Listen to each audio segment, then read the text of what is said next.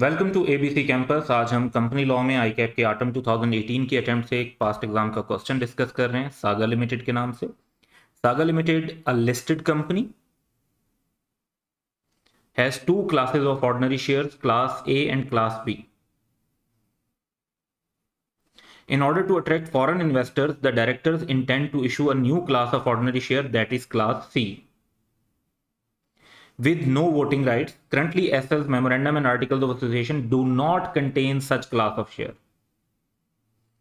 Under the provisions of the Companies Act 2017, briefly describe the steps which the directors should take prior to issuance of Class C shares. Procedure for issuance of shares required नहीं है कि share issue किस तरीके से होंगे। जो issue से पहले का प्रोसीजर है प्रायर टू इशुएंस वो हमने बताना है। तो 6 मार्क्स का ये क्वेश्चन है, काफ़ी स्ट्रेट फॉरवर्ड है, बहुत लेंथी, इसका सोल्यूशन भी नहीं बनेगा। तो जो यहाँ पर कॉन्सेप्ट हमारा आएगा वो ये है कि एक नई क्लास ऑफ शेयर इशू करने के लिए बिल्कुल कंपनी में अलाउड है कि डिफरेंट क्लासेस एंड काइंड्स हो सकती हैं, लेकिन वो मेमोरेंडम और आर्टिकल्स में परमिटेड होनी चाहिए, तो ही कंपनी उनके शेयर इशू कर सकेगी। अब इसमें जो पर्सपेक्टिव हमारे आंसर का बनेगा, सबसे पहली बात तो हम ये देखें कि ऑलरेडी क्लास सी जो है वो मेमोरेंडम और आर्टिकल्स में नहीं है।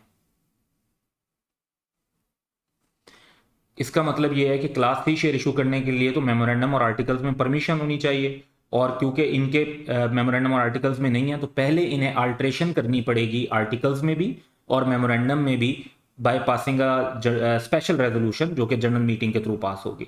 तो हम इसमें मेंशन करेंगे कि SL can issue new class C shares only if it is permitted by memorandum and articles, since articles and memorandum lack any such classification. तो पहला स्टेप क्या है? Required to alter the provision of SL articles of association and memorandum by getting special resolution passed by general meeting. अब फिर further issue ये है कि ये जो अल्ट्रेशन होगी, इस अल्ट्रेशन से जो एग्जिस्टिंग क्लासेस हैं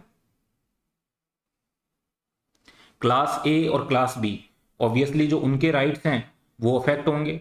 तो क्लास ए और क्लास बी के जो राइट्स अफेक्ट हो रहे होंगे तो उन क्लासेस के जो है 3/4 मेजोरिटी का अप्रूवल भी इस सिचुएशन में चाहिए होगा।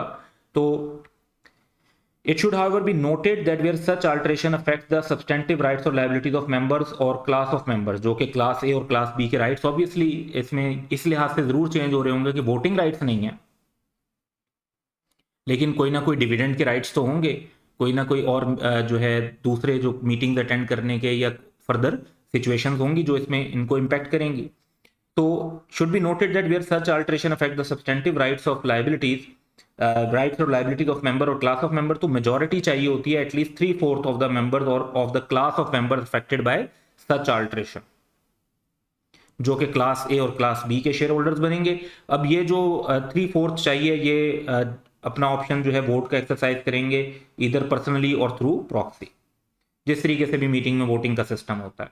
जब अल्ट्रेशन हो जाएगी तो उसकी एक कॉपी, अल्टर्ड कॉपी, एक तो रेजोल्यूशन की और आर्टिकल्स ऑफ एसोसिएशन की अल्टर्ड कॉपी जो है वो रजिस्ट्रार को जमा करवानी होगी within 30 days of passing the resolution. Registrar जब उस altered copy of articles of association को रजिस्टर कर लेंगे तब जाकर अल्ट्रेशन इफेक्टिव होगी और class C company share issue कर सकेगी। फिर जो फर्दर प्रोसीजर है इशू ऑफ शेयर का वो फॉलो किया जाएगा। तो शेयर इशू करने से पहले जो प्रोसीजर होगा वो इस क्वेश्चन ने पूछा था, प्रायर प्रोसीजर, और वो हमने यहाँ पर मेंशन कर दिया। That's all for today, have a good day.